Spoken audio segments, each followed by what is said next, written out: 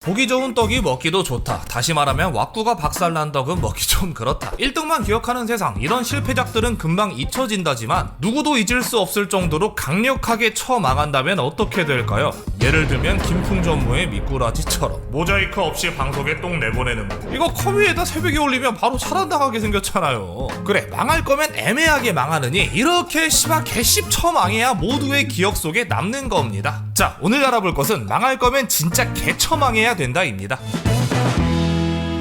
최근 영화관에서는 MZ들의 원나블, 귀주톱이 셋 다 걸려있는 진풍경을 볼 수 있었죠. 그중 첫 스타트를 끄는 건 귀멸의 칼날. 님들, 귀칼에서 탄지로랑 무잔 처음 만난 데가 어딘지 아시나요? 바로 일본의 아사쿠사입니다. 해서 2021년 아사쿠사에서 귀멸의 칼날 콜라보 이벤트가 열리게 되었죠. 곳곳에 비치된 포토스팟, 다양한 굿즈와 가면 만들기 체험, 경품을 지급하는 키워드 랠리 이벤트까지 수많은 컨텐츠가 준비된 행사였습니다. 이런 곳에 먹을 게 빠질 순 없겠죠. 근데 귀칼 행사잖아. 그럼 먹을 것도 귀칼스러워야지. 해서 캐릭터들의 시그니처 컬러를 딴 음료나 만화에 등장하는 오니기리 등의 먹거리를 판매했죠. 그 중에서도 가장 뜨거운 반응을 이끌어낸 건 네즈코의 죽통이었습니다. 엥? 죽통을 어떻게 먹음? 판다임? 죽통밥을 판 건가요? 그 만두를 죽통 모양으로 빚었더라고요. 이게 아이디어는 참 좋았는데 문제는 만두란 게 항상 일정한 모양으로 빚기 어렵다는 겁니다. 그럼 잘못 만들면 개뼈다귀처럼 보이겠네요. 네, 그랬으면 차라리 다행인데 실물을 보시면요. 모자이크 해야 되나? 더 이상한데? 모자이크는 이렇게 하셔. Stop right there, criminal scum! 아니 죽통 모양이라며요. 이게 뭔 죽통이야. 죽통이 아니라 저통. 헤이 압니다. 이 끝부분이 칼각이어야 죽통 느낌이 확 사는데 만두는 요리 특성상 이렇게 뭉툭해질 수밖에 없다는 거. 그러면 씨발 처음부터 굳이 이 모양으로 만두를 만들지 말았어야지. 시제품 안 만들었냐고. 이게 뭐예요? 오크의 음경, 슈렉의 야추, 헐크의 보관. 누가 봐도 녹색 야지잖아요. 이렇게 압도적으로 망해버린 모양새 덕에 행사에선 이 죽통만두가 가장 불티나게 팔려나갔죠. 사람들의 인증샷도 잔뜩 이어져.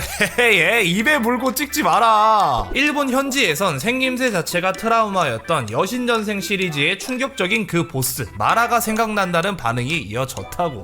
비슷한 예시로 로손 편의점과 주술회전의 콜라보 상품이 있는데 얘네는 또 어떤 같은 걸 가져왔냐. 씨발 양면 스쿠나의 손가락 모양 빵을 가져왔습니다. 댐님 말이 좀 심하시네요. 아무리 징그러운 모양이라지만 그래도 음식에 똑같다고 표현하시는. 똑같네. 심지어 빵도 하필이면 크림빵이라는데 네. 아니 그리고 붙어있는 피칸도 생기게 좀 그래요. 남은 쓰레기야? 류멘스쿠나의 21번째 손가락이군요.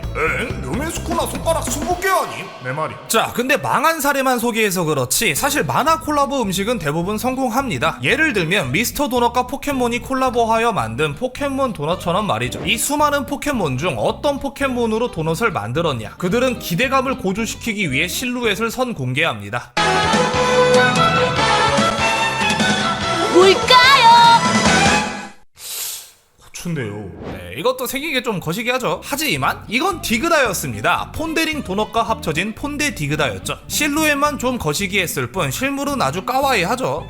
근데 이게 왜 망했다는 거임? 맛이 없었나? 연출된 조리에입니다. 실제 음식은 사진과 다를 수 있습니다. 네, 이번에도 수제 특성상 모양이 동일하지 못했습니다. 커여운 디그다 사진을 보고 싱글벙글 도넛을 사러 간 사람들은 뒤틀린 디그다들을 마주하게 되었죠. 어떤 것들이 있었냐? 곰돌이 디그다, 월레스와 그로 및 펭귄 디그다, 꿀밤, 배빵, 뒤통수 맞은 디그다, 샴쌍둥이 디그다, 메이크업 디그다, 메롱 디그다, 지우야, 나를 속인 거니? 디그다, 디그다, 발치한 디그다 등 수많은 뒤틀린 디그다들이 탄생하게 되었죠. 트레이너 오빠, 놀자. 이게 사실 같이 나온 피카츄 도넛도 만만치 않은 소개팅 사기급 조리예였는데 디그다가 너무 다채롭게 망해서 체급에 비해 덜 주목받게 되었다고. 아니 이건 좀 열받죠? 그잖아. 조리예는 이런데 실물은 이 꼬라지니까 이게 표지 사기지 뭐야. 퀄리티가 들쭉날쭉한 이 도넛을 받아든 수많은 포덕들의 반응은 포켓몬은 원래 개체차가 있지. 이거 고증임. 실제로 뭐 음식에 큰 문제가 있던 것도 아니었거니와 이 망한 모양도 가지각색으로 망한 덕에 오히려 트위터에서 바이럴되었고 발매한 지 한 달이 넘어서도 품절 사태가 왕왕 벌어질 만큼 공전의 히트를 치게 되었다고. 다만 미스터 도넛 입장에서는 일정한 퀄리티를 유지하는 것이 올바른 방향이었기에 나중에는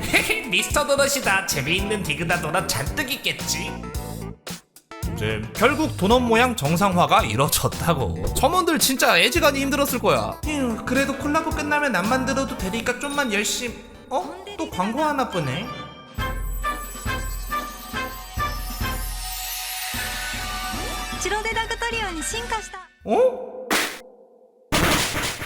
네, 결국 닭트리오 도넛까지 나와버리고 말았다고. 아, 그리고 이건 자료 찾다가 우연히 본 글인데요. 언더부. 아니 씨발 이건 좀. 야, 쟤네가 볼까 무서워. アンダブブ 아무튼 이런 들쭉날쭉한 퀄리티의 굿즈들 참 보는 맛이 있죠. 그런 말도 있잖아요. 잘생긴 건 다 비슷하게 잘생겼는데 못생김의 다채로움은 한도 끝도 없다고. 디그다 이전에도 이런 다채로운 퀄리티로 주목을 받은 상품이 있습니다. 님들 해피밀 세트 아시죠? 세트 구성에 장난감을 포함해서 파는 맥도날드의 메뉴. 원래는 이게 어린이들을 타겟하여 만들어진 세트였지만 프리큐어, 마이리틀 포니, 여아를 타겟하여 만들어진 애니메이션. 이지만 아저씨들이 더 좋아한다. 아시죠? 덕질의 나이가 어딨어. 때문에 해피밀 콜라보는 남녀노소 오닥구들에겐 항상 중대사항입니다. 자, 그리고 24년 2월 일본 맥도날드는 무려 별의 커비와의 콜라보를 진행하게 됩니다. 컵이 생긴 거 보세요. 너무 귀엽잖아. 이게 얼마나 크게 화제가 되었냐. 무려 오타니를 트위터 실트로 꺾을 만큼. 와, 굿즈 진짜 애지간히 잘 뽑혔나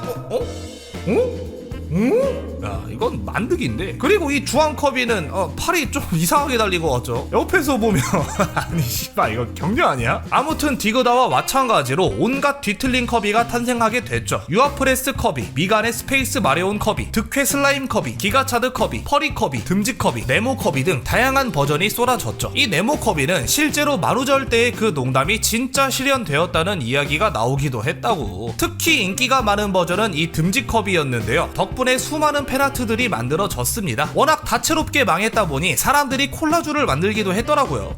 비겁하게 컴플리트 가차를. 아무튼 이것도 퀄리티가 차이 나니 불만을 가질 법도 했지만 디그다의 경우도 개체차라는 명분이 있었듯 커비도 원래 커비는 모양이 자유자재로 바뀜 이란 명분이 있었기에 좋게 잘 넘어가게 됐다는 거. 또 이 불량 커비들을 멀쩡하게 만드는 팁도 여럿 공유되었는데 이게 더 소장가치 있는데 굳이? 자, 이 사례만 보면 해피밀 뭐 대충 만드는 거 아닌가? 란 생각이 들 수 있겠지만요, 실제로는 당연히 퀄리티 좋습니다. 아직도 이름을 날리는 불세출의 명작들도 있고요. 근데 해피밀이 워낙 많이 만들어졌으니 요런 애들이 하나씩 섞여 있는 거죠. 그리고 그 중에서도 전설로 남은 해피밀이 있는데 바로 2010년 1월 나루토와의 콜라보로 만들어진 녀석입니다. 어떻길래요?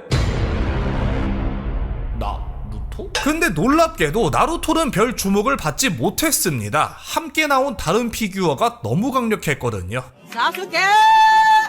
이거? 싶으신 분들 많죠? 2010년 초반 유머짤로 많이 돌아다닌 놈이니. 아니 근데 다시 봐도 생긴 거 레전드네 그냥. 왁구도 왁구인데 자세가 좀 변기 치워라. 그리고 이게 사실 공중제비 장난감이거든요. 아, 무게중심 때문에 저런 자세가 나온 거군요. 그렇긴 한데 뭔가 성공률도 많이 낮아요. 퀄리티가 골고루 조악했다는 겁니다. 근데 얘가 해피밀 쪽에선 거의 전설 취급을 받거든요. 물론 퀄리티가 박살나 있긴 하지만 고작 그것만으로 15년이 지난 지금까지 기억된다, 이건 좀 어렵거든. 전설로 남은 데에는 크게 두 가지 이유가 있습니다. 일단 첫 번째, 발매 당시 방영되던 게 이타치와 사스케의 마지막 전투이자 이타치의 진실이 밝혀지는 에피소드였기에 그 어느 때보다 해피밀에 관심이 집중되어 있었습니다.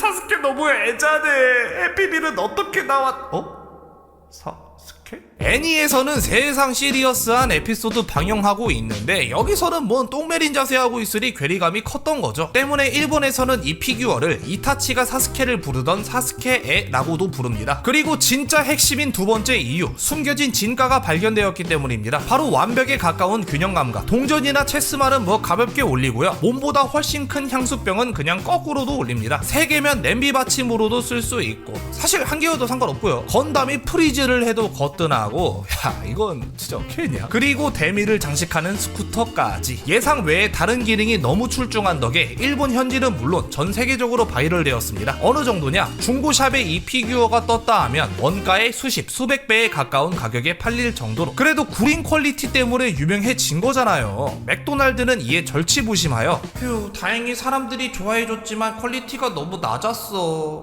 역시 이게 정답이었고, 그래서 나온 애들 후속작이 뭐다? What is that? What the fuck is 모르겠어. 처음과 다를 바 없는 미친 퀄리티로 다시 나왔다. 사스케는 너의 장난감이 아니야. 맞았네. 아. 자, 이번엔 콜라보 제품 말고 단신으로 망한 것도 하나 볼까요? 한국에서 만든 게임의 이야기인데 근데 망했다기엔요, 일본 열도를 휩쓸다시피 한 게임입니다. 심지어 일본에서 1년에 하나만 선정하는 상도 받았을 정도죠. 그 이름하여 파이널 소드. 캬, 그런 갓게임이 있었는데 이걸 몰랐네. 바로 해봐야겠. 네, 당연히 똥만 게임이죠. 이번 편 주제가 주제인데. 자, 세상엔 똥게임이 넘쳐납니다. 적당히 노잼의 버그 투성이면 그냥 침 뱉고 갖다 버리겠지만 그 무언가의 선을 넘어버리면 오히려 도전의식을 자극하거든요. 파이널 소드 또한 그러했습니다. 근데 고전 게임인가요? 그래픽이 발매일 2020년 7월 2일. 얼마 되지도 않았어요. 근데 그래픽은 게임만 재미있으면 아무렴 좋잖아. 하지만 게임 시스템 자체가 너무 불합리했습니다. 가장 대표적인 사례 두 개만 보자면 일명 파이널 판정이라 불리는 끔찍한 히트박스. 야, 이게 안 맞아? 란 말이 절로 나온다니까. 그리고 시그니처 버그로 불리는 움직이는 발판. 게임에 흔히 등장하는 기믹인데 나를 안 데려갑니다. 마찰력이 제로야. 그래도 타이밍 맞춰서 걸어가면 되지 않나 싶겠지만 발판이 캐릭터보다 빨라서 걸어가도 떨어져 죽습니다. 대충 감이 오시죠? 보통 똥게임이 아니었어요, 얘는. 허나 그런 똥게임이 누구보다도 반가운 사람들이 있었으니 바로 인터넷 방송인데, 원래 방송에선 고통을 받을수록 짜릿하고 족버그에 당할수록 재미있는 법이기에 이런 똥게임이야말로 방송용으로는 최고거든. 덕분에 오히려 바이럴이 되었는데 이게 닌텐도 e샵에 올라온 지 4일 만에 퇴출되고 맙니다. 아니, 게임 좀 못 만들었다고 퇴출까지? 너무하네. 그게 아니라 젤다 표절 얘기가 나왔거든요. 장르도 겹치고 좀 비슷한 느낌은 있지만 솔직히 젤다 표절이라 하는 건 오히려 젤다한테 신뢰하니 표절은 아닌 것 같은데. 아, 그게...